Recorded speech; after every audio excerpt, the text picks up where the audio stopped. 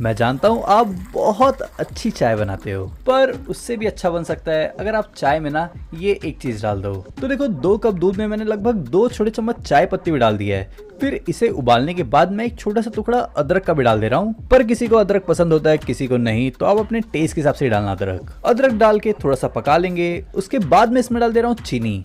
चीनी अपने टेस्ट के हिसाब से डाल दे रहा हूँ मैं। और आज का सबसे जरूरी चीज जो चाय का टेस्ट डबल कर देगा, पुदीना। पुदीना मैंने इसमें डाल दिया है लगभग 6 से 7। पुदीना डालकर इसे 2 से 3 बार उबाल लेना है और उसके बाद हम इसे निकाल लेंगे। और अगर चाय बनाने का ये तरीका पसंद आया तो वीडियो को लाइक जरूर कर देना।